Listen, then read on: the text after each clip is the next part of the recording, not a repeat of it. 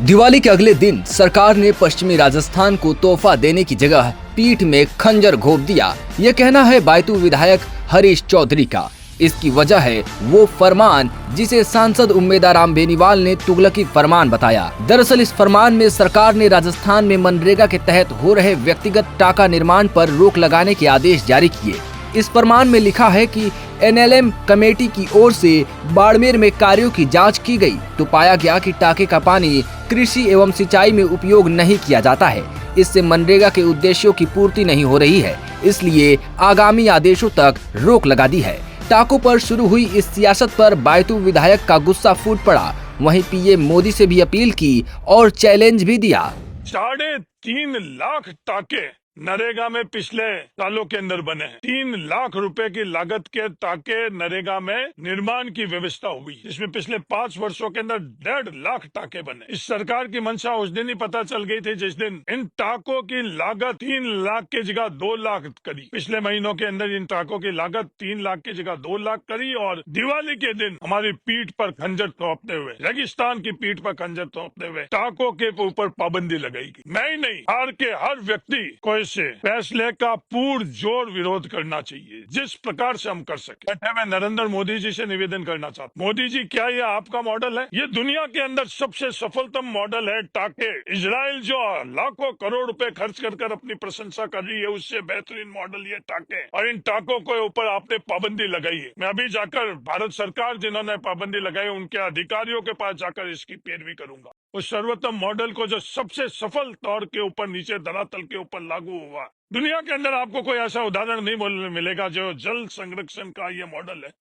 किसी भी राष्ट्रीय और अंतर्राष्ट्रीय एजेंसी को आप यहाँ भेज दो जमीन के ऊपर और तुलना करवा दो दुनिया का सबसे अच्छे से अच्छा मॉडल, तो इससे बेहतर मॉडल इन टाकों के मॉडल से बढ़िया आपको मॉडल नहीं मिलेगा। आपको बुलाकर और प्रोत्साहन देना चाहिए था, पुरस्कार देना चाहिए। तो प्रोत्साहन और पुरस्कार की जगह आपने ये सजा क्यों दी? ये समझ से परे। मेरे एक दफे और निवेदन है नरेंद्र मोदी जी भारत सरकार को कि ये क्रूर फैसला आप वापस लो। इस मामले में सांसद उम्मेदाराम बेनीवाल ने लिखा, दीपावली के दिन जारी किया गया यह तुगलकी फरमान प्यासे मरेंगे नीति बनेगी कागज पर जैसी विडंबना को जन्म देता है। बिना धरातलीय जांच और सर्वे के बंद एसी कमरों में बैठकर नीतियां बनाना और आदेश जारी करना थार की असल समस्याओं की अनदेखी करना है। इन टाकों से पानी के पीने की समस्या का काफी हद तक समाधान हुआ। पशु पक्षियों को, मवेशियों को पीने का पानी मिला। और जो ये सरकार का तुगलकी फरमान है, जो बिना सोचे समझे ऑफिस के अंदर बैठे अफसरों ने इस योजना का ये आदेश निकाला है, बहुत ही गलत है। और आने वाले समय में बीजेपी सरकार को इसका खामियाजा भुगतना पड़ेगा। सबसे ज्यादा आवश्यकता टाकों की अपने पूरे राजस्थान में, बाड़मेर, जैसलमेर, इस मरुस्थलीय थार के इलाके में थी और लोग कर भी रहे। दूसरे इलाकों में टाकों की आवश्यकता नहीं थी क्योंकि वहाँ प्रचुर मात्रा में पानी है पीने के लिए और लोग गाँव के अंदर रहते हैं, तो किसी न किसी माध्यम से उनको पीने का पानी है। सबसे ज्यादा मुश्किल और दिक्कत पानी की थी वो बाड़मेर, जैसलमेर और बालोतरा जिले के अंदर थी। और एक तरफ पूरे राजस्थान का बजट और एक तरफ बाड़मेर, जैसलमेर के नरेगा का व्यय।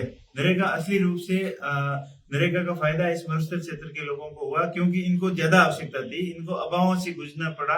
यहाँ मारवाड़ के क्षेत्र में घी से ज्यादा पानी की वैल्यू होती थी और घी गिर जाता था उसकी लोग परवाह नहीं करते थे, लेकिन पानी अगर एक घड़ा भी गिर गया या एक लोटा भी गिर जाता था उसके लिए बहुत बड़ी चिंता होती थी।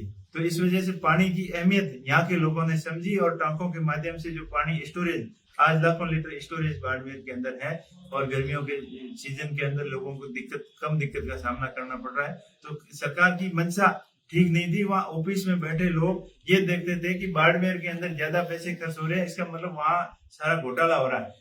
जांच पे जांच आती, महीने के अंदर एक ग्राम पंचायत में 2 बार जांच आती, साल के अंदर 10 15 बार जांच आती, लेकिन यहाँ धरातल पे जांच करने के लिए आते हैं तो काम धरातल पे पूरा A to Z मिलता है, अप टू डेट। जो टाके का माप दे रखा है उससे बेसिक ज्यादा ही मिलता है, कम नहीं मिलता है। जो अगोर का माप हो, टाके का हो, उसकी बाड़बंदी का माप हो, मेड़बंदी का हो, सारे काम जो पैमाने होते हैं उससे ज्यादा मिलता है, तो कोई कमियां थी नहीं। तो आखिर में इन्होंने यही सोचा कि इस योजना को ही बंद करें।